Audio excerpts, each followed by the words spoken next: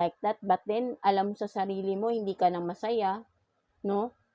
May naghihintay na person sa inyo dito, right? No? So kayo lang din nakakaalam, no, sa sitwasyon ninyo dito, no, mga earth signs natin. No? So yan yung mga nakuha nating love situation for you, mga earth signs natin, right?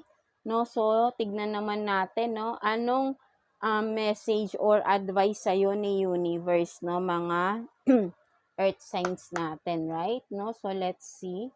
Tignan natin. Kuha tayo ng one card for you, earth signs.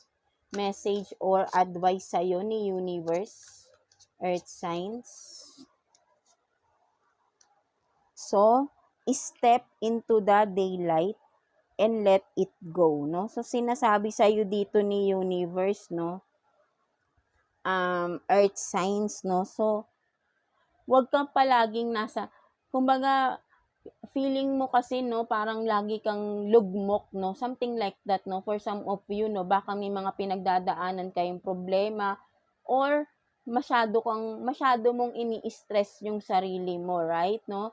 Kailangan mong i-let go yung mga baggages na yan, no, mga earth signs natin, kung ano man yung mga nagpapabigat sa iyo, na nagpapadilim ng sitwasyon mo, no. Kailangan mong i-let go yan dahil ikaw lang din yung nahihirapan diyan, 'di ba?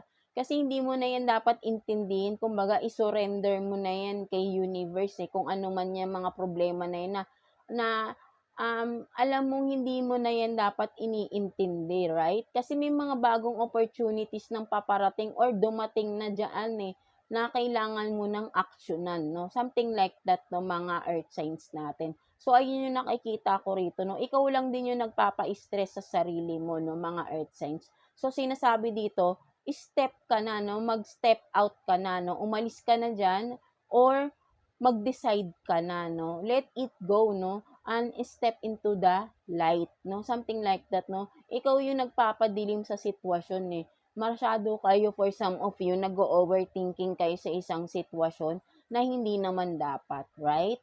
No? So, wag niyong hayaan yung sarili niyo na parang kayo lang din mismo yung nagbibigay ng problema, no? Something like that, na dapat ay positive lang, no? Something like that, no? Positive lang kayo, no? Inuunahan nyo kasi, for some of you, inuunahan nyo ng negative yung mga bagay na hindi nyo pa naman nasisimulan, right? No? Ayun din yung isang nakikita ko dito, no? Nagkakaroon kayong negative thinking sa mga sitwasyon na hindi pa naman nangyayari. So, from that, nai-stress agad kayo, no, mga earth signs, no? So,